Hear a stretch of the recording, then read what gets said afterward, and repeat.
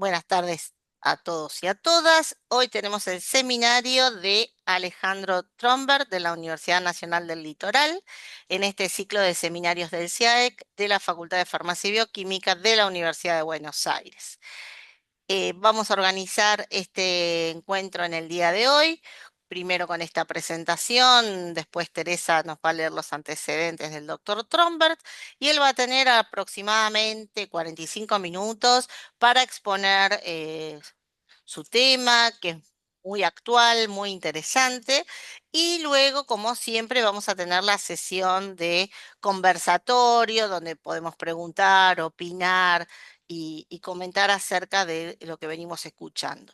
Ustedes saben que la forma en que tenemos de trabajar nosotros, si alguien en algún momento de la presentación, ya le avisamos al doctor Trombetta Alejandro, que nosotros somos bastante informales, pero si alguien no escuchó, se le cortó la señal, no entendió lo que dijo y quiere que se repita o alguna cosa, abre el micrófono y dice perdón, no sé, una pregunta o alguna situación.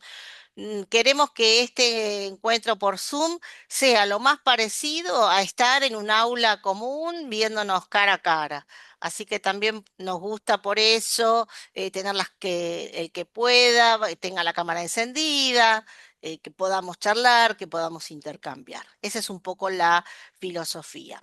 Ahora, en el chat, la Tere, porque ella es de Córdoba, entonces va con artículo, la Tere va a compartir el formulario para que completen para la asistencia y luego más adelante van a recibir el certificado de que estuvieron presentes en el día de hoy.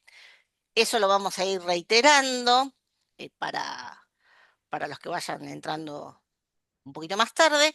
Y por supuesto va a quedar, una vez que tengamos hecha la edición del video, lo vamos a subir a nuestro canal de YouTube, el canal de YouTube del CIAEC, donde vamos compartiendo los seminarios y otros videos de las actividades que nosotros realizamos. ¿De acuerdo? Bueno, Tere, le damos la bienvenida al doctor Alejandro Trombet de la Universidad Nacional del Litoral de la Facultad de Bioquímica y Ciencias Biológicas. Antes de arrancar con ustedes, estábamos recordando actividades que hemos realizado en conjunto, ¿no? La verdad que no, estoy ahí entre la Universidad Nacional del Litoral y la Universidad Nacional de Córdoba porque son mis segundas casas, ¿no? Tengo muchas actividades que voy realizando con ellos y un gran contacto con la gente, que da gusto ir a trabajar al litoral. Ahora hace mucho, el año pasado fue la última vez que fui a Santa Fe, pero bueno, ahora con este invento del Zoom uno se comunica desde su casa. Bienvenido, Y vas Ale. dejando huella, Gaby, vas dejando huella. Hola, una consulta. Dígame. Eh, en el formulario, por ejemplo, si tenés la cédula uruguaya, ¿te aclarar o pones solo la cédula y ya está? Y, Pues dice DNI, estaba consulta Bueno, por eso. todos los extranjeros, si nos quieren poner cédula o cómo es la abreviatura que ustedes tienen en su número de documento, lo mismo Brasil y demás, no hay problema. Ustedes lo ponen y lo ponemos piensen que es como documento único. Pongan sí sus datos con el número correspondiente, claro, como vos lo necesites para tu certificado. certificado. Muchísimas gracias, disculpen por De interrumpir. nada. No, Bueno, y una aclaración antes de presentarlo al doctor, que es también administrativo, ya que Malen nos preguntó esto. Yo voy a ir compartiendo varias veces porque la gente entra varias veces en distintos momentos al seminario, pero con que una sola vez lo hagan, el formulario ya está. No requiere rellenarlos más de una vez y listo. Gracias. bueno, ahora sí, tu turno de presentarlo al doctor. Ahora mi turno. Bueno, es un placer y le agradecemos que esté participando en estos seminarios al doctor Alejandro Trombert. Él es bioquímico de la Facultad de Bioquímica y Ciencias Biológicas de la Universidad Nacional del Litoral, es doctor en tecnología química, especialista en docencia universitaria y está terminando su maestría en docencia universitaria, ya ha finalizado todos sus cursos. A su vez es diplomado y especialista en bioética y tiene una maestría en bioética que también falta su tesis. Más. Fue becario doctoral, postdoctoral de CONICET, desarrolla investigación y se desempeña como profesor adjunto, bueno, en distintas asignaturas de la carrera de biotecnología, de la licenciatura en biotecnología de la facultad de la que es miembro, y además es profesor de bioética en la licenciatura en enfermería. Desde varios años has trabajado como coordinador académico en la carrera de licenciatura en Ciencias Biológicas, fue secretario del Comité Ejecutivo del Consorcio de Unidades Académicas de las carreras de Biotecnología y además desde el año 2022 es el director de posgrado de la Universidad Nacional del Litoral en la Secretaría Académica y de Innovación de la misma. También integra parte de la asignatura, que es una cátedra libre de la universidad, una cátedra abierta, perdón, nosotros le decimos libres, una cátedra abierta de bioética de la Universidad del Litoral. Y bueno, ha realizado misiones institucionales y estancias en distintas universidades de países cercanos, Brasil, Paraguay, Alemania, Francia y otros, entre otros. Bueno. Le agradecemos al doctor Tromberg que nos deleite ahora con su seminario. Muchas gracias. Bueno, muchas gracias Gaby, muchas gracias Teresa por la presentación. Para mí es un gusto, un viernes a la tarde, siesta tarde, terminar la semana de esta manera, en un encuentro con colegas. Así fue pensado, es un encuentro, es un diálogo entre colegas mediados por esta tecnología, pero como dijo Gaby, yo refuerzo, en cualquier minuto, momento que a ustedes les parece, podemos cortar, podemos volver, otras cosas se pueden pasar más rápido, ¿sí? Yo, si puedo ahora compartir, ustedes me dirán si se empieza a visualizar. Sí, Sí, sí, y Ahí, no es, ahí y ahí no estamos. es se ve. poco, que- No es Y no es poco lo que poco, se y no no ve. es es poco, poco, no es compadre. poco, no es poco. Bueno. Entonces, cuando a propuesta acá de colegas, de personas en común, tanto con Gaby como con Teresa, me proponen, yo digo, bueno, a ver, el fuerte acá está en la educación en ciencias. Entonces yo les voy a contar como rápido lo que no voy a charlar y sobre lo que sí voy a charlar. Entonces, por eso lo titulé ¿Para qué sirve realmente la bioética? Y algunas claves para pensar la educación en ciencias. Esta idea de las claves realmente es una idea de ponerme en una situación de horizontalidad con todos ustedes, en una idea de diálogo entre colegas. Yo refuerzo mucho esa idea. No tengo todas las respuestas, creo que nadie las tiene, simplemente estamos en un proceso de construcción conjunta, cooperativa, ¿sí? Entonces, el punto de partida para la charla uno siempre tiene sus autores de cabecera, ¿sí?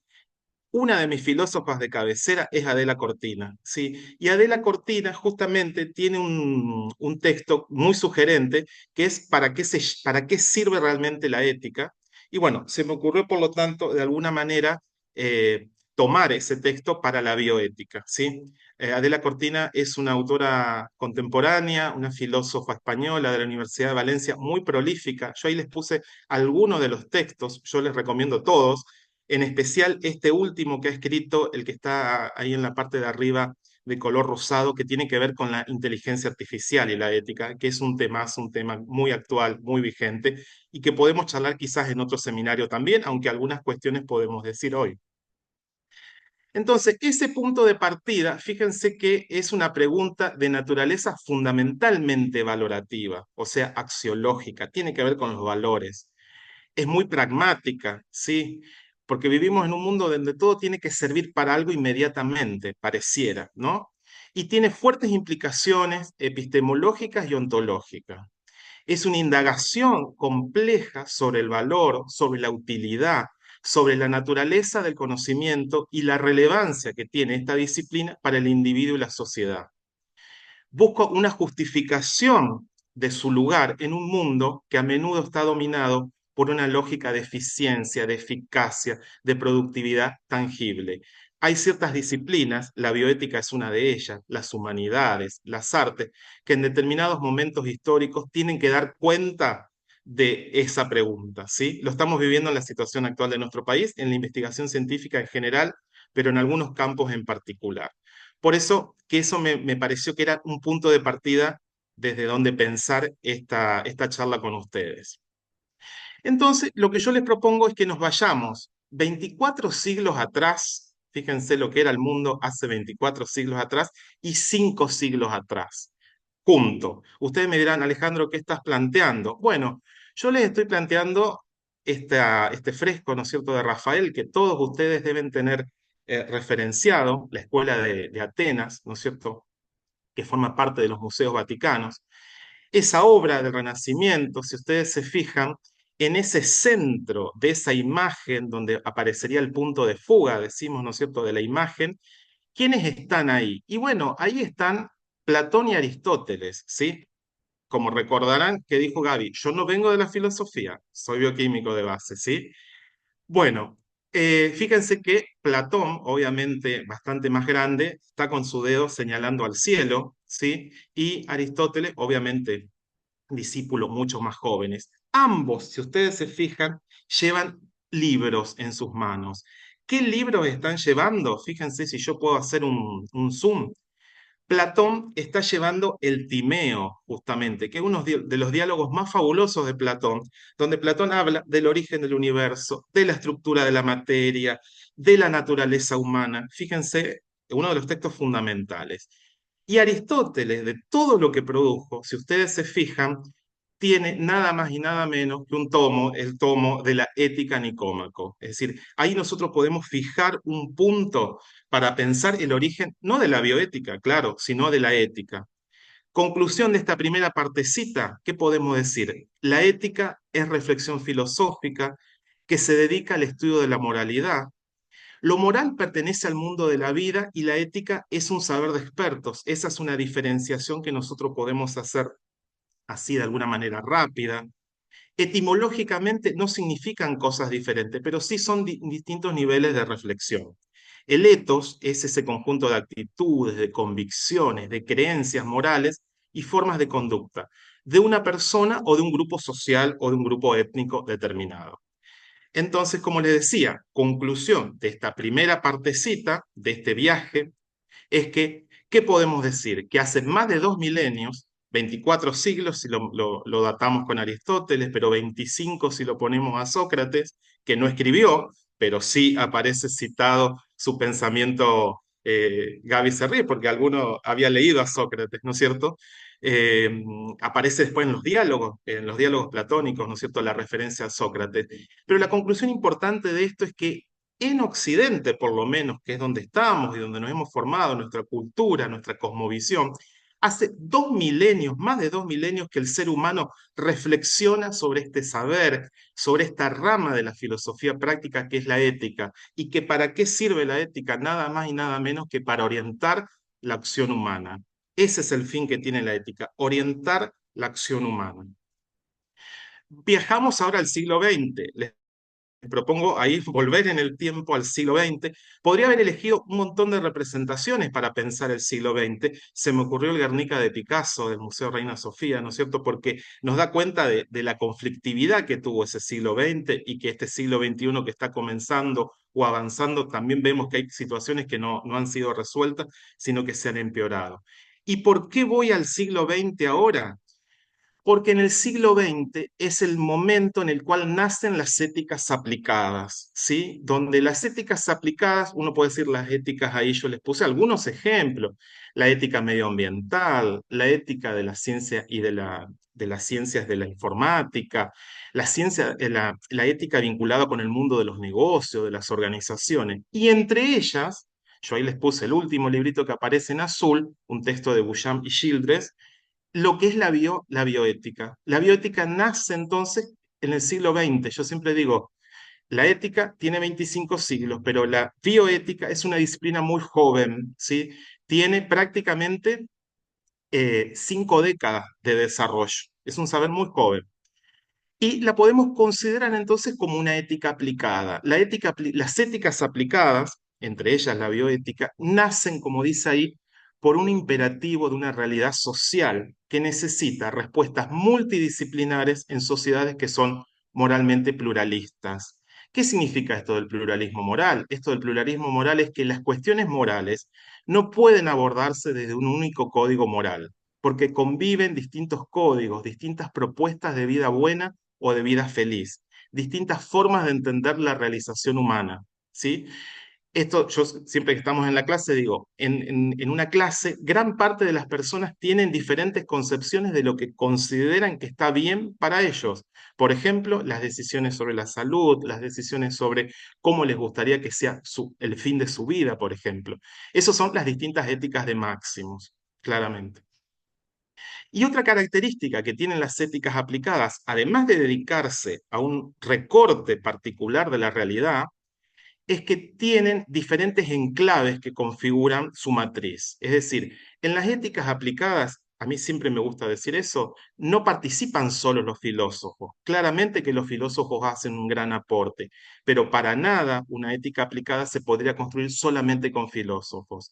En las éticas aplicadas intervienen los gobiernos, intervienen los organismos internacionales, intervenimos nosotros, intervienen los expertos, los científicos, los académicos y también la opinión pública.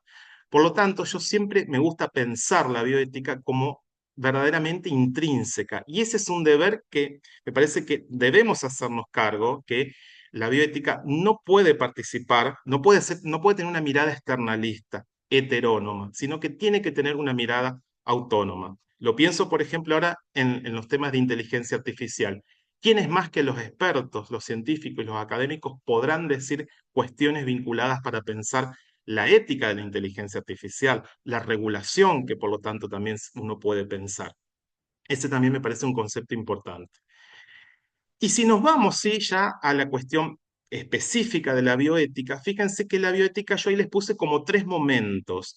Hay un primer momento en la década del 20, en el año 27, que hay un pastor alemán, ¿sí?, que publica en una revista alemana, Cosmos, un paper que se llama Bioética, una perspectiva de la relación ética de los seres humanos con los animales y las plantas. ¿Sí? Podemos decir entonces que de alguna manera Fritz Jahr es como el padre del neologismo, ¿sí? Pero ahí no hubo más desarrollo. De más está decir todo lo que pasó después en la Alemania con la Segunda Guerra, etcétera, y todas las violaciones a los derechos humanos. ¿Cuándo podemos situar entonces ya un origen más allá del término, un origen más genuino, podemos decir, de la bioética? Y hay dos momentos. Un momento es el fin de la Segunda Guerra Mundial, con los juicios de Nuremberg y la redacción del Código de Nuremberg, ¿sí? Donde, bueno, uno el Código de Nuremberg puede considerarlo como la primera norma a nivel internacional que regula los aspectos éticos de la investigación con seres humanos, ¿sí? Y otro momento histórico tiene que ver con la década del 70, donde ahí yo lo pongo a Potter, podría haber puesto otras figuras, ¿sí? Donde Potter en esa década, en Estados Unidos, publica un libro que es fundacional para la bioética y que yo lo voy a retomar en la clase hoy, no en la clase, en el conversatorio con ustedes, que es un libro que se llama Bioética, un puente hacia el futuro. Esa metáfora del puente yo la voy a retomar porque Potter en ese contexto piensa a la bioética como un puente entre las humanidades, por un lado, y las ciencias, entre los hechos y los valores, es decir, algo que él considera que no debían haber estado separados. Fíjense que todas las cuestiones que yo voy focalizando, las voy pensando en relación al pensamiento y a la enseñanza de las ciencias. Es decir, no existen hechos sin valores, no existe hechos puros, podemos decir, ¿sí? Siempre están producidos por sujetos y son interpretados por sujetos, claramente. ¿Cómo nace esa bioética de Potter en Estados Unidos? Bueno, porque década del 60 y del 70 hay movimientos sociales de reivindicaciones étnicos, de género, ¿sí? Y uno de ellos tiene que ver con los movimientos de los derechos de los pacientes. Y otro lado, que reivindican más autonomía, ¿sí? Autonomía en la toma de decisiones sobre nuestro propio cuerpo, sobre nuestra salud, sobre nuestra forma de morir. Y por otro lado, también avances en las tecnologías biomédicas. la anestesia, la diálisis, los respiradores, las unidades de cuidado intensivo, las técnicas de reproducción humana asistida, que nos marcan nuevas formas de nacer y nuevas formas también de llegar hacia el final de nuestras vidas. Ese es el contexto de nacimiento, de alguna manera, de la bioética. Yo podría traer acá, les traía una aproximación de concepto. Elegí 4, podría haber elegido muchas más, hay muchísimas definiciones. Tampoco me voy a detener en leer, simplemente voy a tratar 2, por ejemplo, las 2 de abajo, porque fíjense que hay una, la de Susana Vidal, que es una bioticista argentina, cordobesa, eh, que dice que la biótica es una reflexión crítica de los conflictos éticos que emergen de la vida y la salud humana para contrarrestar esa definición que ya nos plantea una bioética muy antropocéntrica, podemos decir, frente a la que tienen al lado, donde dice la definición de UNESCO de bioética, de que la bioética es un primer intento de pensar la ética globalmente. Y la idea de globalización incluye no solo a todos los seres humanos de nuestro tiempo, sino también a las generaciones futuras, al resto de los organismos vivos, a la naturaleza y al medio ambiente. Fíjense la gran diferencia que hay entre esas 2 definiciones, una muy vinculada a la salud humana y otra muy vinculada a pensar el ser humano en un medio y pensar también en las generaciones futuras y pensar también en el ambiente. Creo que esa definición es muchísimo más potente para pensar las cuestiones vinculadas con las enseñanzas de las ciencias naturales y de las ciencias experimentales, y también como una crítica, de alguna manera, al antropocentrismo para pensar propuestas más biocéntricas y también propuestas más ecocéntricas. ¿Qué es la bioética entonces? La bioética, yo acá traigo a uno de los padres de la bioética argentina, desaparecido ya, de la Universidad Nacional de La Plata, que es Mainetti. ¿Sí? Mainetti, en un texto del año 90, Bioética Fundamental, va a decir que la bioética es un fenómeno cultural, por un lado, yo algo voy a decir de eso. Es una disciplina académica, es un saber disciplinar.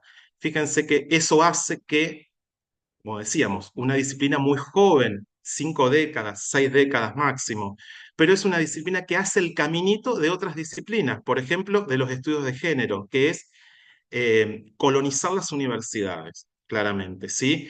Tener hoy carreras de bioética, de grado en otros países, pero muchos posgrados. Eh, ¿Qué más? Journals, libros, toda una producción académica. Pero la bioética no se contenta con eso. Mainetti habla de que la bioética también es un movimiento social, y yo ahí traje otras categorías que también a mí me gusta usar. Esta idea de que la bioética tiene una dimensión político-institucional, es un discurso social, es un movimiento, es un programa de reforma social y es militancia. Yo siempre digo, en el buen sentido de esa palabra, Mainetti no habla de eso, Mainetti habla de movimiento social. Pero esta idea es la idea de que la bioética no se contenta con la descripción de una realidad, sino pretende la transformación de la misma. Yo podría decir, la bioética no se contenta con decir que las relaciones médico-paciente son paternalistas. Va a plantear esquemas para que esas relaciones médico-paciente puedan evolucionar, puedan cambiar. ¿Dónde vemos esa idea de movimiento social? En las normativas, en los códigos éticos, en las auditorías éticas, en los comités. Con Gaby hace un ratito hablábamos, el crecimiento que han tenido los comités de ética de investigación, las comisiones nacionales de bioética, las comisiones internacionales de bioética, como tiene UNESCO, por ejemplo. Toda esa cuestión de movimiento y de discurso social corresponde a esa tercera dimensión de la bioética. Como fenómeno cultural, Mainetti va a decir que la bioética nace porque hay una crisis en el ethos y una crisis en el bios, ¿sí? Hay una catástrofe ecológica, Hiroshima, Chernóbil, el calentamiento global, el cambio climático, la revolución biológica que se produce, la biología molecular, la ingeniería genética, la biotecnología en plural, ¿no? La edición génica, yo podría sumar, ¿no es cierto?, en esa cadena. Entonces, ya no solo se puede transformar la naturaleza cósmica de acuerdo con las necesidades humanas, sino también transformar la propia naturaleza humana. Ese es el poder que tenemos. Fíjense que todo va coincidiendo temporalmente. El descubrimiento de la estructura del ADN en la década del 50, en el 53, la publicación de Nature y todo el desarrollo que ahí tuvo la ingeniería genética. Y también un tercer elemento que suma Mainetti es la medicalización de la vida. La medicina es un biopoder, ¿sí? La medicina es un poder de control social extraordinario. Todas nuestras vidas están reguladas por la medicina, desde que nacemos hasta que morimos. Pensemos que nosotros nacemos, pero nuestra existencia, pensemos cómo nacemos y cómo morimos hoy en el siglo XXI y cómo era hace 1 o 2 siglos atrás. Y pensemos, fíjense, un hecho muy simple. Las personas nacen, pero hasta que un médico no firma una partida de nacimiento y lo mismo al final con una partida de difunción, ese hecho no adquiere ese estatus público, si se quiere, ¿sí? Civil, vamos a decirlo. Por eso Mainetti dice, esto no lo digo yo, ¿no? Lo dice Mainetti, nuestras sociedades son terapéuticas de la calidad de vida, del bienestar. Lo que él dice es que la cultura está medicalizada. Basta ver los medios, basta ver las publicidades, los estereotipos, los cuerpos que son deseables y cuáles no. Y por si fuera poco, como charlábamos un ratito antes de comenzar, irrumpen otras tecnologías, ¿sí? Como la inteligencia artificial y esta idea también de la convergencia tecnológica entre un grupo diferente de tecnologías, las nanotecnologías, las biotecnologías, las ciencias cognitivas, ¿sí? Las tecnologías de información y comunicación. Esa es un poco la génesis entonces de la biotecnología, de la bioética, perdón. ¿Y qué características tiene la bioética en sí entonces? Que es una ética aplicada, que es procedimental, que nos plantea una visión holística del ser humano. El ser humano no es la suma de las partes, ¿sí? Esta idea de que también estamos en una segunda fase o una nueva agenda de problemas bioéticos. Como yo les decía hoy, ese nacimiento en Estados Unidos tenía que ver mucho con las situaciones dilemáticas que se presentaban en una terapia intensiva, o cómo asignar, por ejemplo, un determinado respirador o una determinada unidad de cuidados intensivos. Algo de eso se reedita en el contexto de la pandemia. Pero superado eso, digamos, ese origen, la biótica hoy busca resolver otros problemas, entre ellos la supervivencia en nuestro planeta, por ejemplo, ¿sí? Por eso los temas ambientales. Es una disciplina que se va a enfocar en problemas emergentes, como el de la IA, pero en los problemas persistentes. Las razones, los problemas persistentes tienen que ver con situaciones de injusticia, las situaciones de, no en el fármaco innovador, sino que en nuestros países y en otros países del mundo, las personas siguen sin tener acceso a determinados niveles mínimos de salud, de atención de la salud, fármacos esenciales, por ejemplo, ¿sí? Esos serían los problemas persistentes de la bioética. Es interdisciplinaria e intercultural. La biótica nos exige esa interdisciplinariedad, que para mí ese es un elemento clave cuando yo pienso la educación en ciencias también. Por eso que yo digo que puede servir mucho para pensar la educación en ciencias. Es una ética dialógica, es una ética deliberativa, es civil y secular, es decir, opuesta al dogma, respetuosa de las convicciones religiosas de las personas, pero que las religiones no pueden ser la base para normar una sociedad que dijimos que era de base pluralista, claramente, ¿sí? Por eso que es una ética pluralista, es una ética racional, fundada fuertemente en la razón, pero también cordial. Esa categoría de la ética cordial es una de las categorías de la Cortina, ¿sí? Cordial es esta idea de que pasa por el corazón, pasa por el cordis, ¿sí? Las emociones también son importantes, no solo la razón, pero es racional claramente. Es autónoma y esta también es una idea importante cuando pensaba esta intervención con ustedes y cuando pienso en la enseñanza de las ciencias, que es un debate siempre abierto. La biótica para nada cierra, sino que justamente abre a otras posibilidades y a poder modificarse en el tiempo, ¿sí? Áreas de la bioética, la ética ambiental, la ética clínica. La ética clínica tiene que ver siempre con las relaciones entre los profesionales de la salud y los sujetos de la atención, ¿sí? Ahí están los típicos problemas vinculados con el origen de la vida, el aborto, la interrupción de, ¿no es cierto?, del embarazo, las técnicas de fertilización asistida, los embriones, ¿sí?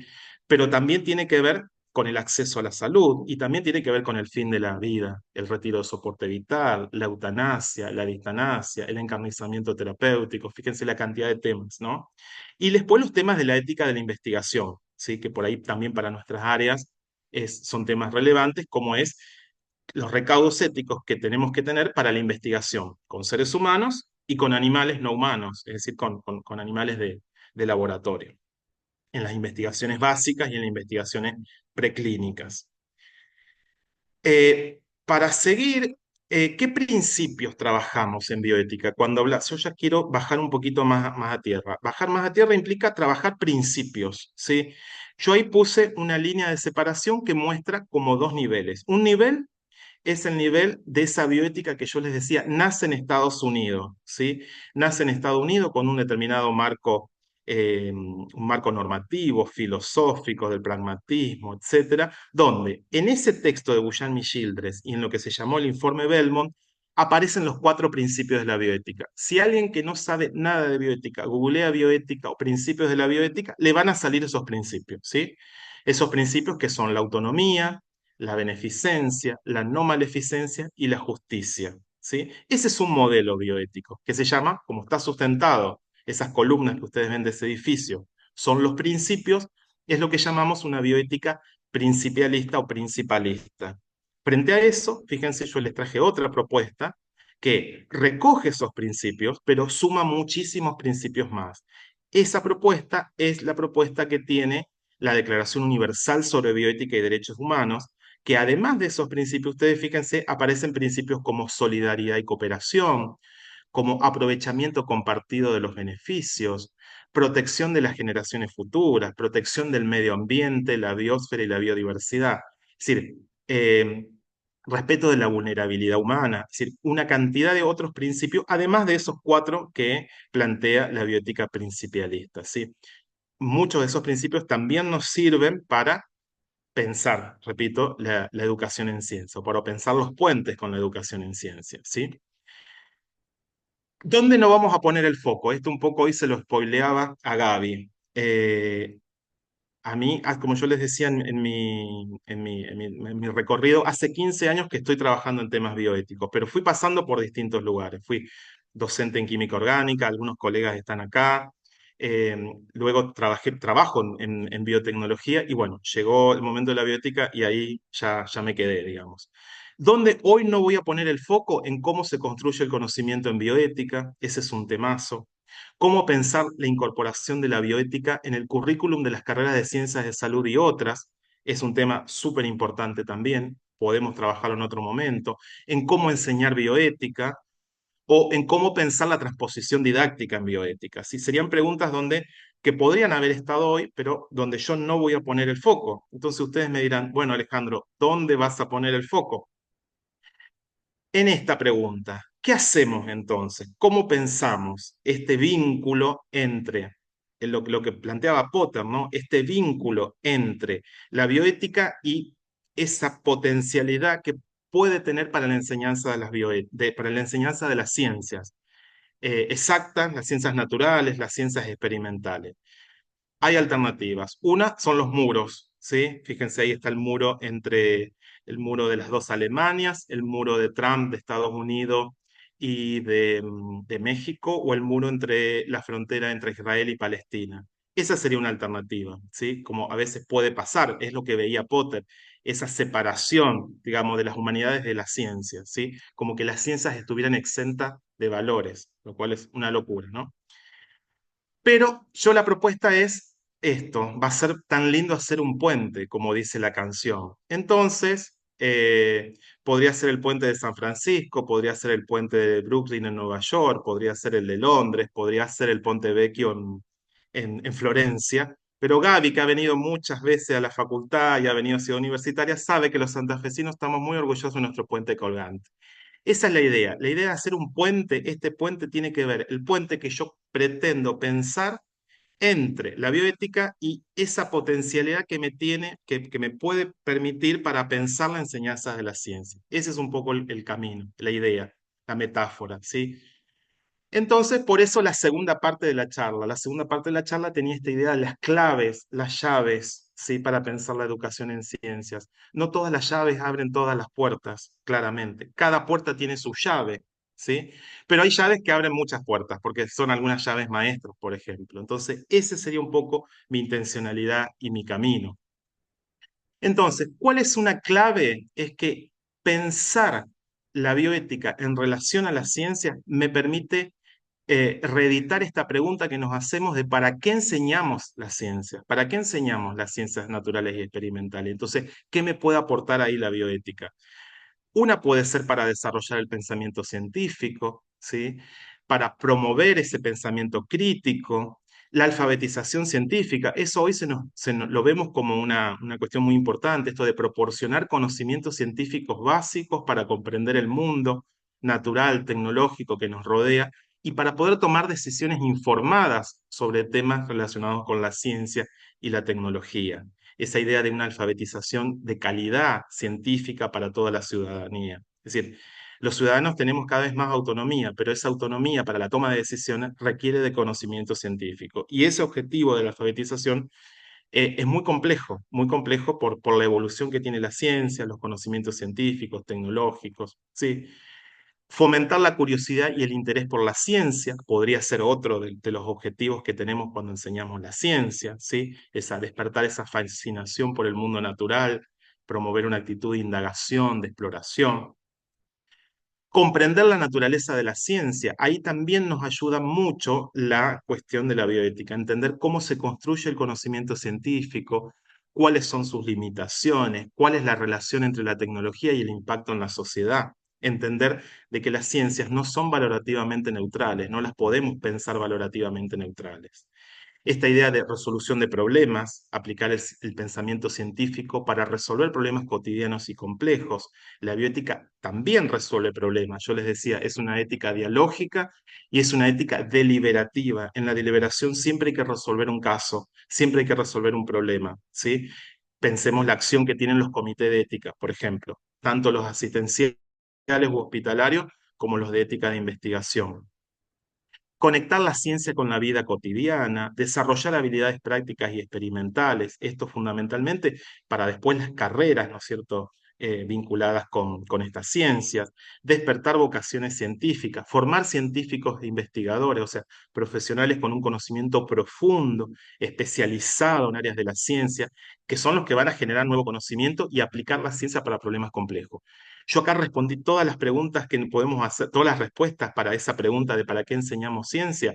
No, hice un paneo de algunas, ¿sí? Seguramente ustedes podrán tener otras, pero la idea que yo quería transmitir en esta primera clave es que la bioética nos ayuda o nos puede ayudar para responder esa pregunta y para ver la finalidad que tenemos cuando enseñamos la ciencia. Nos puede servir en ese sentido.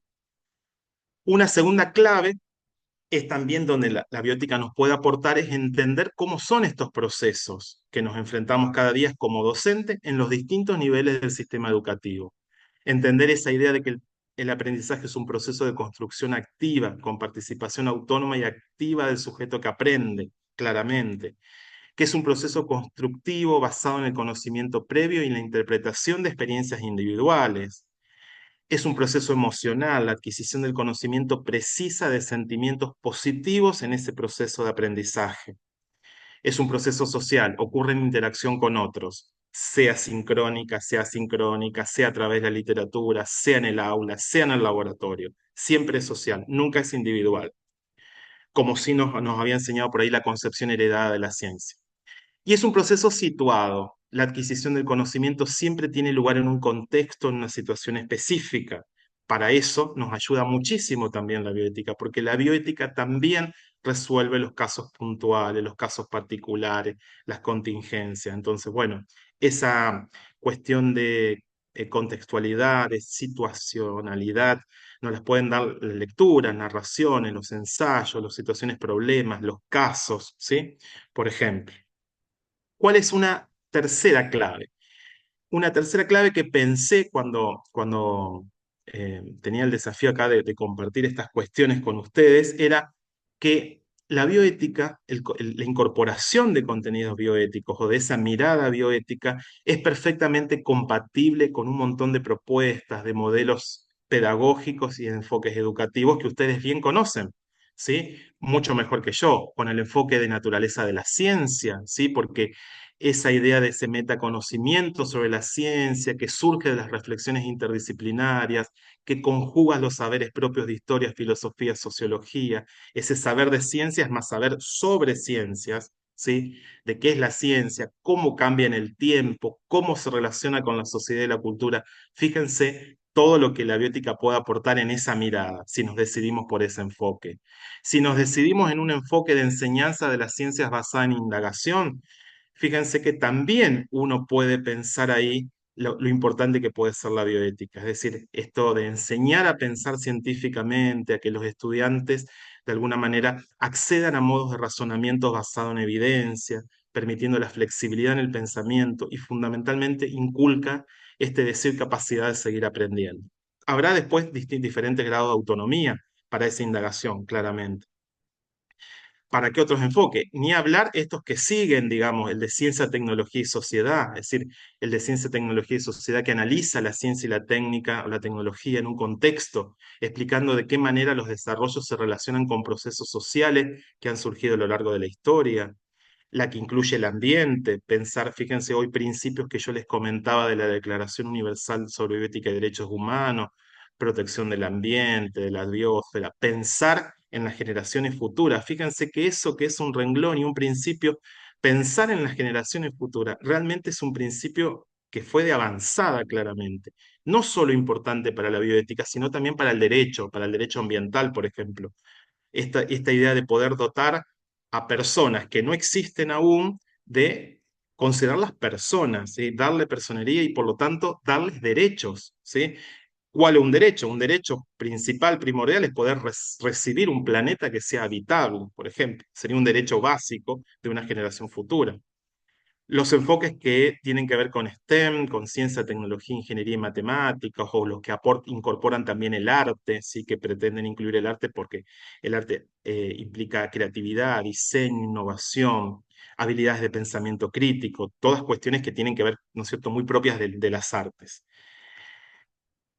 Con el enfoque sistémico, con el enfoque de cuestiones sociocientíficas, este enfoque también claramente, fíjense que el enfoque de cuestiones sociocientíficas dice o plantea, ¿no es cierto?, esta idea de que los estudiantes deben ser capaces de reconocer la estructura teórica, conceptual, metodológica de la ciencia, pero también sus aspectos ideológicos, políticos, éticos, estos factores por ahí que algunos autores llaman factores extraepistémicos.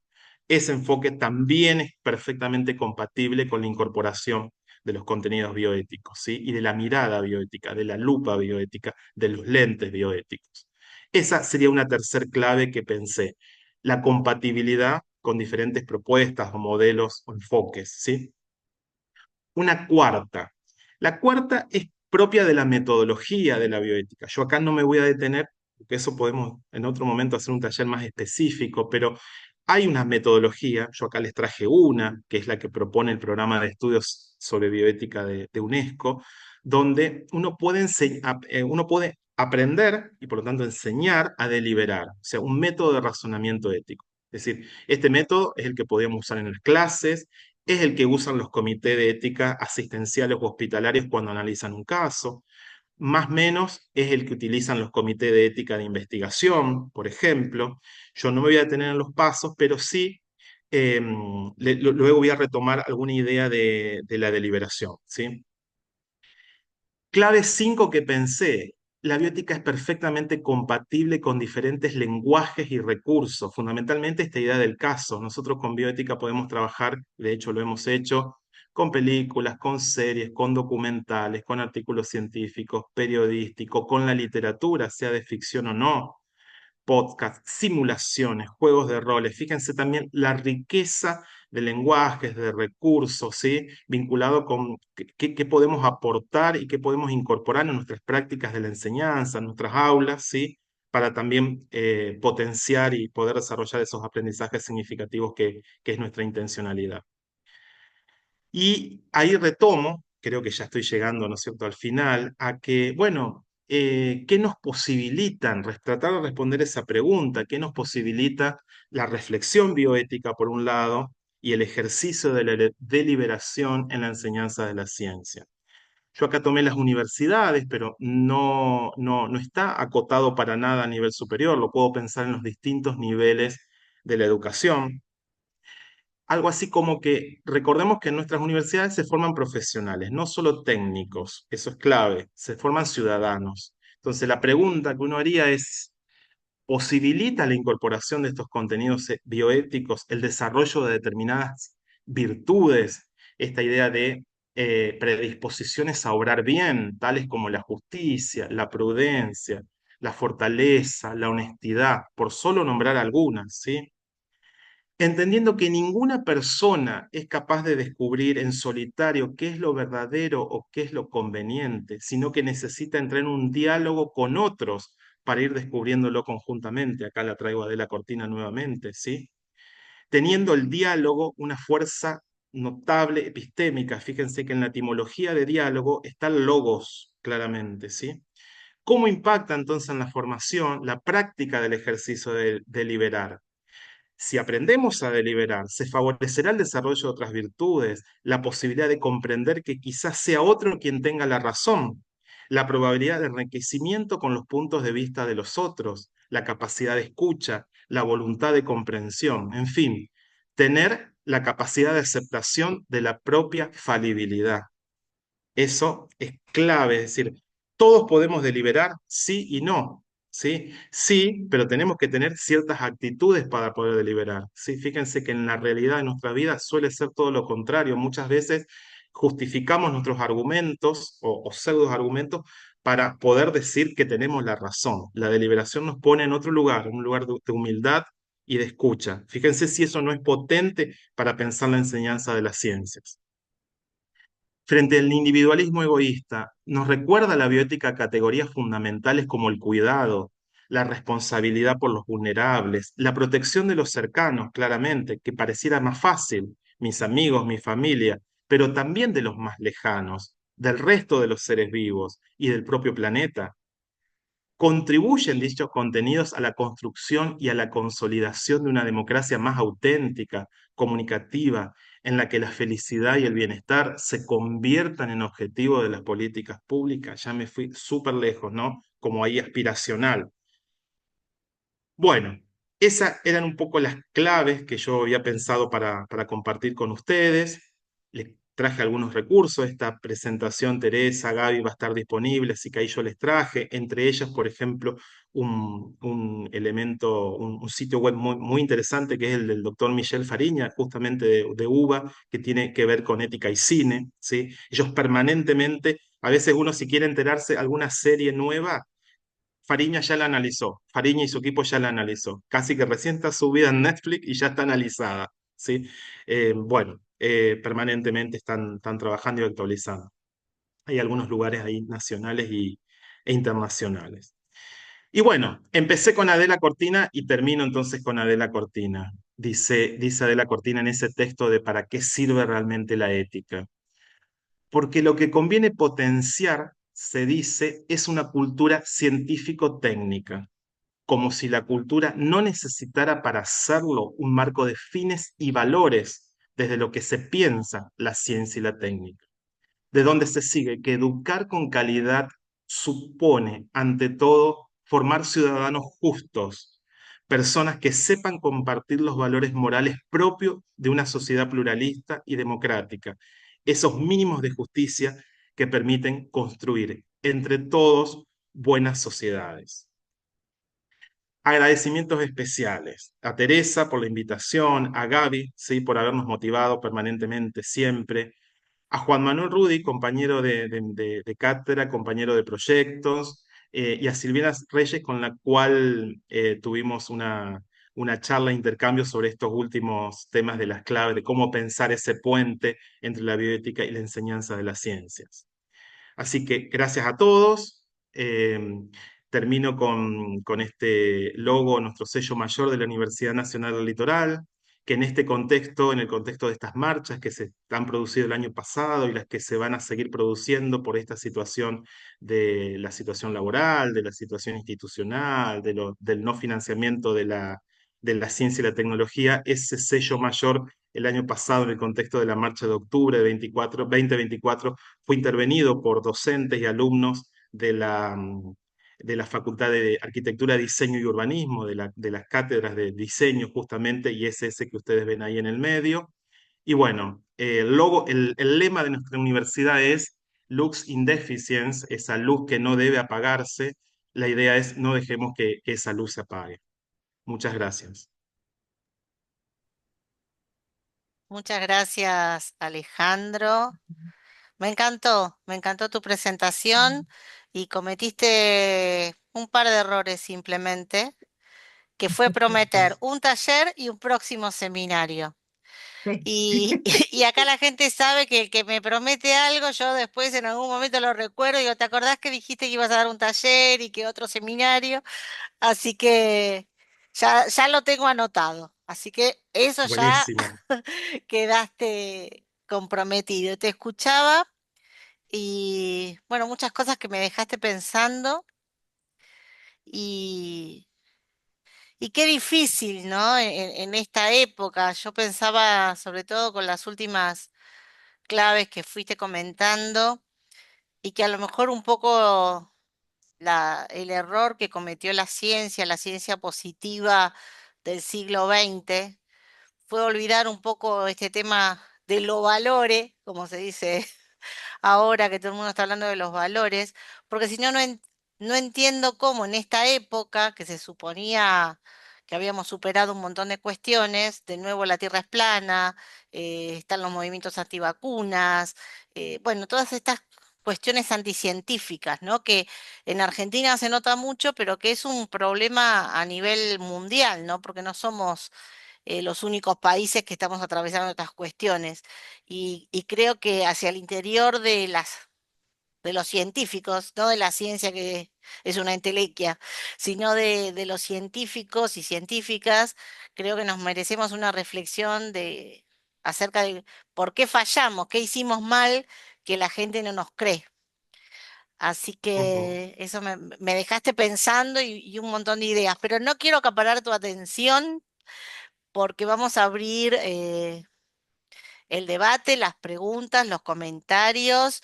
Te quiero comentar, porque yo ya les conozco la cara, tenemos gente de Uruguay, de ujú. México, de Brasil, y si hay algún otro país, por favor, si Eder, llegaste tarde, Eder, te vi hoy, eh, pero Sí, sí, bueno, sí, llegué como unos 15, 20 minutos después. viste, yo te estaba mirando. Eh, Sí, recién puse la cara acá, pero estaba escuchando. sí, sí, sí. Bueno, no sé si hay algún otro país que no nombré, pero para contarle a Alejandro que, bueno, su palabra llegó por lo menos a amplias regiones de Latinoamérica. Pregunta, ¿quieren levantar la mano? ¿Quieren habilitar los micrófonos? No sé cómo levantar la mano porque no la estoy encontrando. Bueno, pero Pero hablando es una buena opción, Natalia. tengo una forma de interrumpir así. Hola, buenas tardes, digamos. Muy linda el conversatorio, digamos, Alejandro, muy linda las propuestas. Yo soy de la Universidad Nacional de Córdoba, de la Facultad de Ciencias Químicas, y hace ya un par de años, bueno, que me tocó iniciar la ética en la biotecnología. Mi formación no es biotecnóloga, sino que era química, eh, y tampoco era filósofa, entonces era cómo plantearlo la bioética para personas que en Se realidad escucha un poco estamos cortado, ¿no? Sí, para pensar,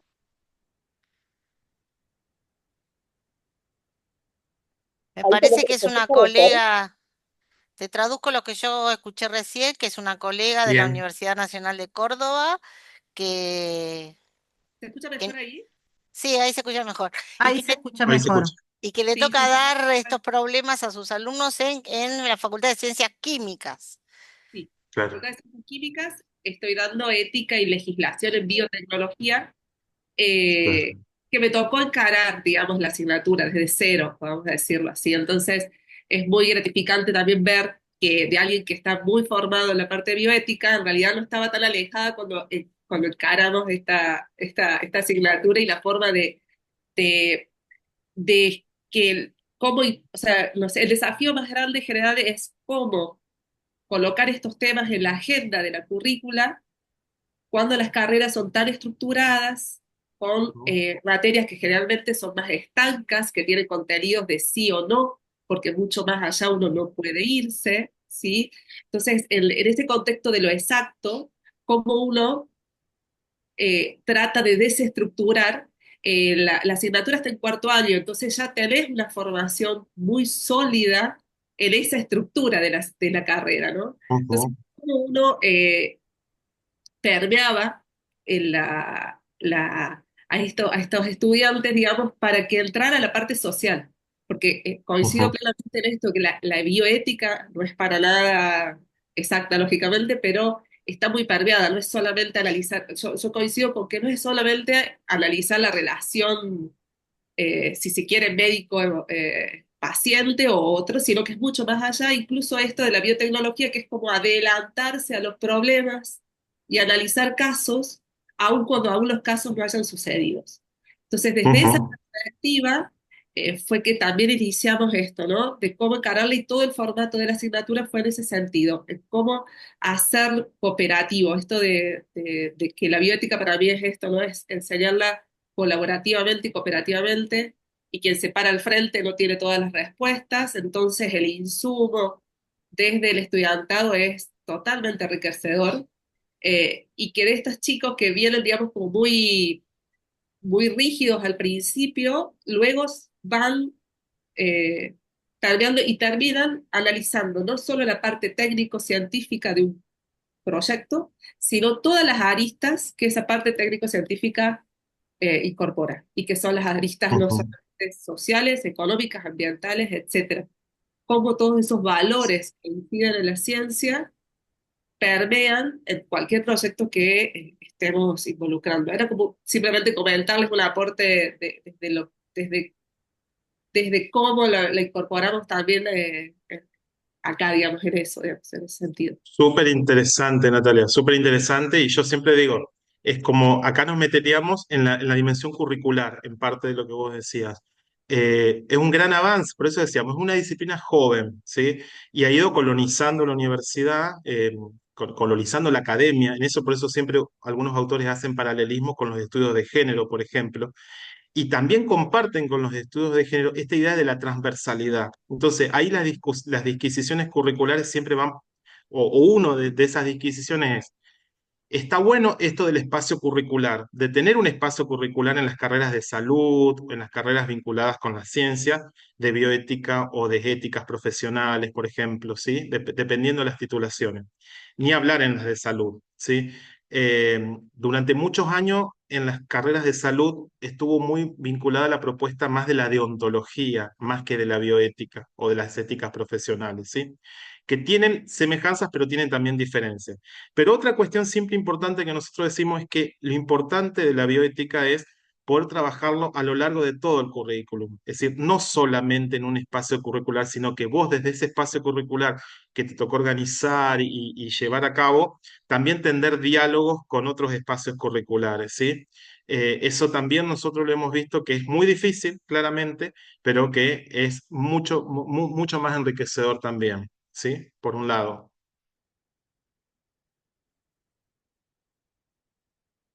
Activar, ahí está. Muy interesante esto que estás planteando, Alejandro, en función de lo que comentó Natalia. Yo pensaba cuando vos mostrabas las claves que retomaba yo, me venía a la mente esa clasificación que tenemos de los contenidos cuando habla de los contenidos actitudinales, ¿no? Con esa analogía de que los contenidos actitudinales están como en estado gaseoso y tienen que irse por todos lados y estar en todas partes. Y esto que hablas de la transversalidad y que en realidad habría que estar trabajando siempre desde una mirada o desde con unos anteojos que contemplen la bioética, y entonces se me ocurre pensar qué pasa con la bioética en la formación de profesores, porque está todo Ujú, muy claro. bien, tenemos que tener una mirada bioética de las cosas, pero bueno, nosotros cuando bueno, voy a hablarlo en primera persona. Cuando yo cursé, no existía la bioética prácticamente y nadie se tomaba el trabajo de explicarnos estas cuestiones. De hecho, yo le decía a Alejandro antes de empezar cómo fue cambiando la práctica experimental en mi facultad, farmacia y bioquímica, nosotros hacíamos mucho trabajo práctico en animales, matábamos sapos, ratones, cobayo, conejo, perros, ¿no? En los trabajos prácticos. Eso ahora, si la gente se entera que uno hace algo de eso, terminamos todos presos. Entonces, lo mismo tirábamos, no sé, residuos químicos por los caños de las piletas, ¿no? Porque Ujú. tampoco Sí, sí, existía la seguridad en el laboratorio.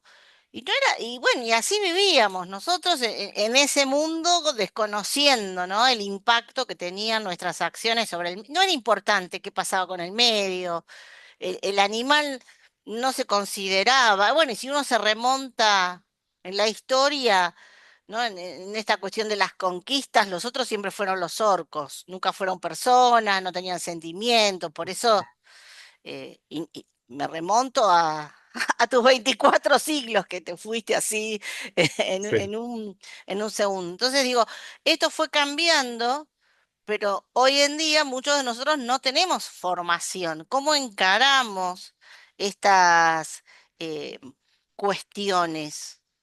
¿Qué pasa? No sé si hay alguien que trabaje en formación docente, si tienen alguna experiencia, no sé si Alejandro vos tenés alguna referencia, si te consultan, ¿no? Si se pueden hacer cursos o dar charlas con respecto a estos Sí, temas. sí, sí, sí. Creo que es como fundamental ya te digo, en muchos campos, sobre todo, a ver, yo hoy no iba a poner mucho el foco, pero también somos farmacia y bioquímica, así que obviamente en las ciencias de la salud es clave. Nosotros vemos, eh, trabajamos permanentemente con los centros de salud, por ejemplo, acá en Santa Fe hay un comité provincial de bioética. Es decir, en el lado de la ciencia de la salud consideramos que es clave, digamos, en el proceso de formación. Pero también con lo que vos decías, en la formación docente también sería como fundamental pensar eso, digamos. Ahí yo conozco menos y conozco menos los planes de estudio de las carreras de los profesorados, sobre todo lo de nivel superior no universitario, por ejemplo, pero sí sería clave, muy importante, porque nos permite todas esas críticas, digamos, es decir, cuando uno se pone esos lentes bioéticos, yo digo, aparecen todas las críticas, esta crítica al antropocentrismo, esta crítica al sexismo, al especismo, es decir, en el fondo, ¿qué hay detrás de de toda esta historia que vos hacías de la investigación, o mejor dicho, de la formación con los animales? Había una mirada completamente utilitarista del animal como objeto.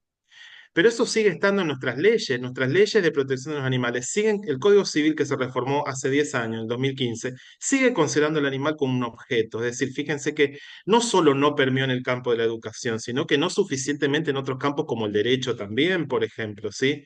Sigue estando en el horizonte. Y bueno, la bioética te permite todas esas críticas. La crítica a la mirada también al androcentrismo, ¿no? Claramente habilitarte las diversidades, habilitarte los feminismos, la mirada especista, o sea, varias críticas, digamos, ¿sí? Entonces, es muy potente en ese sentido, digamos, ¿sí? Sí, bueno, Ceci Di Martino, ¿no? Levantó la mano, Levantó la mano bienvenida. ahí Cecilia.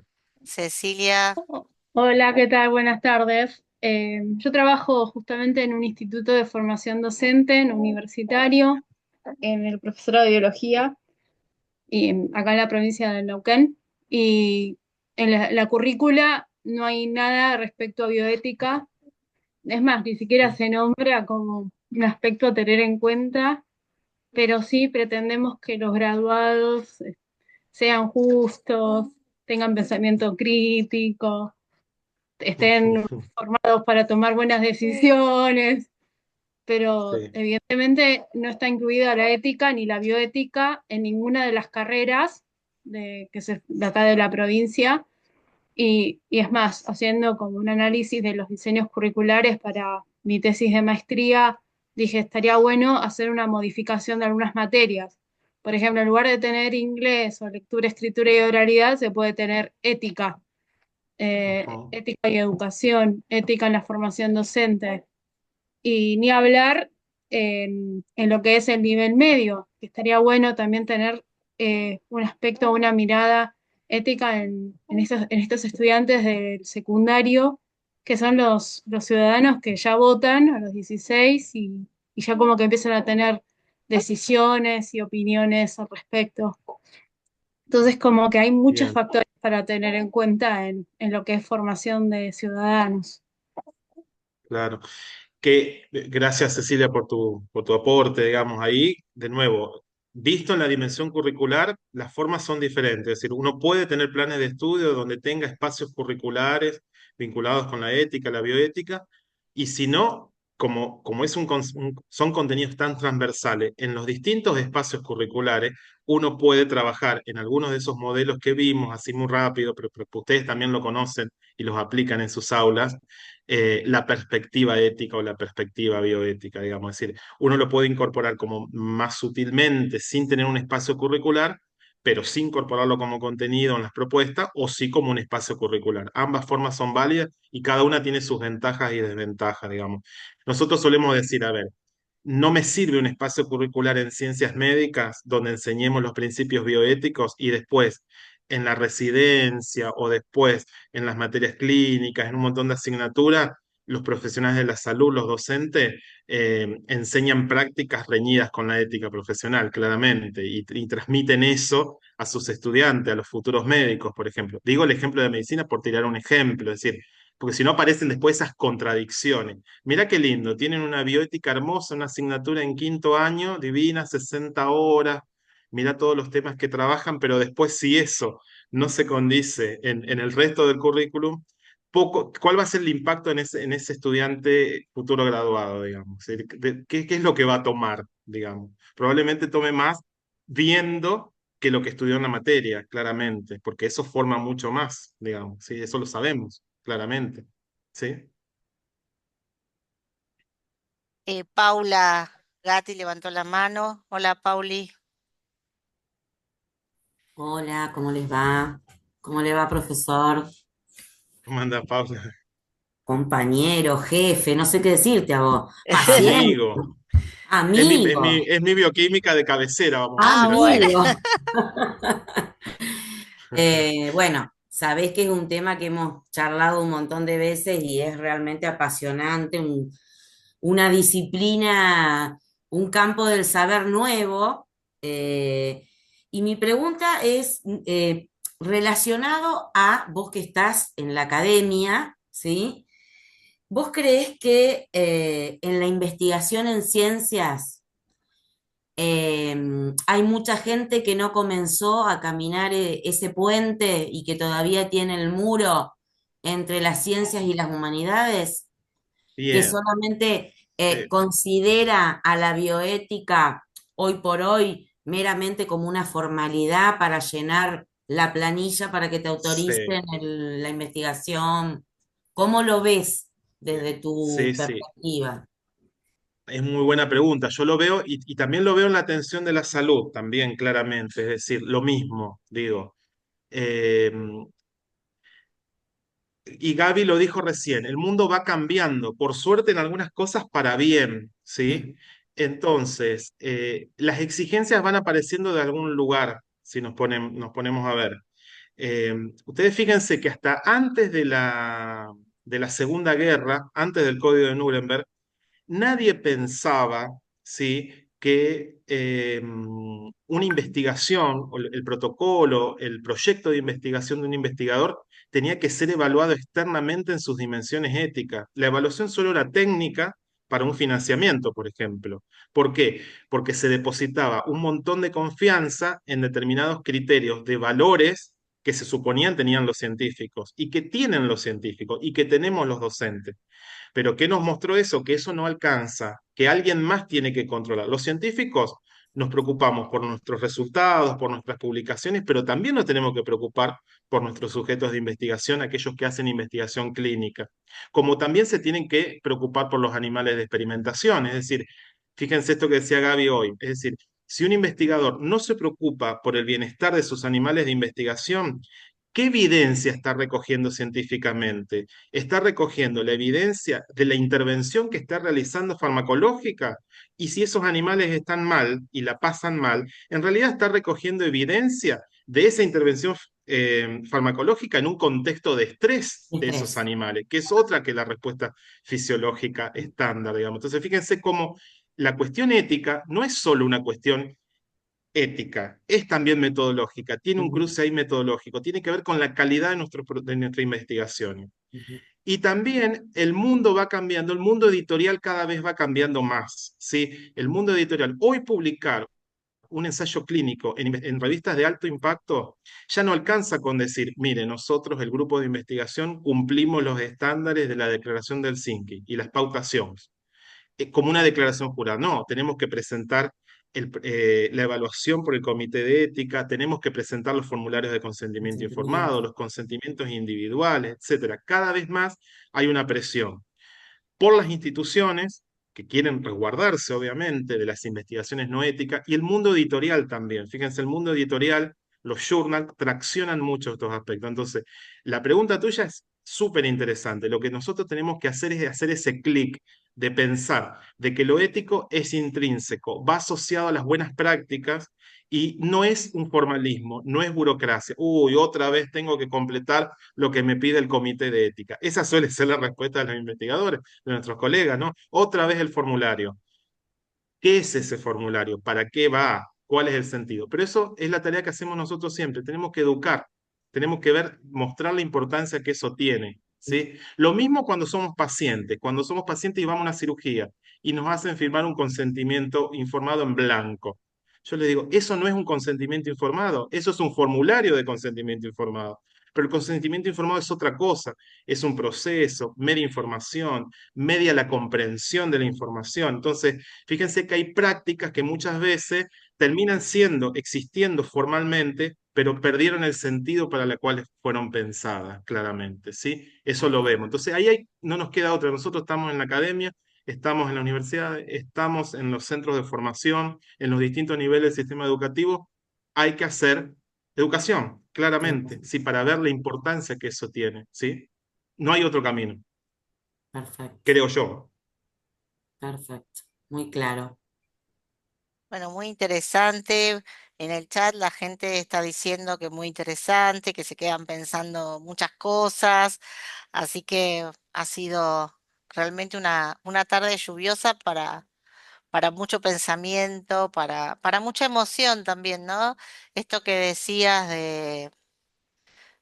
que comentabas, ¿no? Respecto a la emocionalidad que nos atraviesa en todo momento y en todas las actividades, y en esto de pensar en las generaciones futuras y todos los que aquí somos padres, y madres. eh, a lo mejor uno cuando es muy joven no piensa qué va a pasar, ¿no? De acá a 5, 10, 15 años. Y, y realmente es un tema también que nos preocupa, no solo el mundo que les dejamos a las generaciones futuras, sino qué podemos hacer para que ese mundo sea mejor y para que ellos mismos sepan. Y pienso en que estamos volviendo a las guerras, en que tenemos los problemas de contaminación que tenemos, que las guerras no es solamente te tiro un dron y, no sé, mate al enemigo, ¿no? Todas estas cuestiones, los daños colaterales que eso también implica de contaminación, el tiempo que se tarda en recuperar una Sí, zona devastada, las desigualdades. Hoy decía, bueno, que no tienen medicamentos y yo pensé que ibas a decir no tienen agua potable, claro, eh, claro. ¿no? Que sería como un primer paso. Y todas, hay como tantos temas para hacer frente y qué complejo es en estos centennials o generaciones alfa, ¿no? Que ya están llegando a las aulas, que eh, que puedan realmente visualizar y comprender y que no se queden en esa burbuja de su TikTok y que solo vean eso, ¿no? ¿Cómo hacemos para Ujú. sacarlos de esa burbuja y qué desafío tenemos para los docentes? Y creo que en eso Alejandro nos trajo en este seminario a todos los que estamos aquí, que somos docentes, por lo menos una preocupación, un momento para pensar y reflexionar y bueno, y a ver qué hacemos. porque Sí. evidentemente algo hay que hacer. Muy interesante lo que decís, Gaby. Vos fíjate que también nos refuerza el etos de los docentes, digamos, el etos profesional docente, digamos, ¿no? Y también con humildad, porque, a ver, por un lado, gran parte de los problemas que hoy enfrentamos como humanidad son problemas éticos. Fíjense la desigualdad, los problemas ambientales, ¿sí? Ahora, la solución no es solamente ética, y ahí está, la bioética tiene esa cuestión ahí. Es decir, con bioética y con ética, el piloto no me va a aterrizar el avión con seguridad en el aeropuerto, claramente. Entonces ahí aparece el saber técnico, los gobiernos, ¿sí? Las normativas, es decir, los acuerdos, está la ciencia y la tecnología. Pero el problema es que la base de muchos problemas son problemas éticos, lo que vos decías de las guerras, claramente, ¿sí? La hambruna, un montón de problemas. Pero las soluciones no las va a aportar solamente, sino que va a aportar ahí la mirada, la posibilidad de reflexión y, bueno, la búsqueda de soluciones, digo, claramente. Bueno, muchísimas gracias, Alejandro. Los invito a todos a activar los micrófonos para darle un aplauso a la antigua. Ustedes saben que a mí me gusta así, con ruido, así que les pido que activen los micrófonos. Muchas Activen, gracias. que todavía los veo Gracias, rojos. gente. Así hacemos un Ustedes Chao. también. aplauso Muchas Chao, gracias. gracias. Muchas Felicitaciones. gracias, Gracias. Chao, excelente. y nos gracias. vemos en el Gracias. próximo Muchas seminario del gracias. CIAEC. Muchas Próximo. Sí, gracias hasta a luego. todos. Hasta Muchas luego. gracias, muy lindo, Buen muchas fin de gracias. semana. Gracias a ustedes por Gracias. Chao, chao. participar. Chau, chau. Muchas gracias. Bueno, supongo que todos ya completaron el Las Ah, yo estoy formulario. por completar, estoy por completar. Bueno, completen. Pero Vamos ahí a está con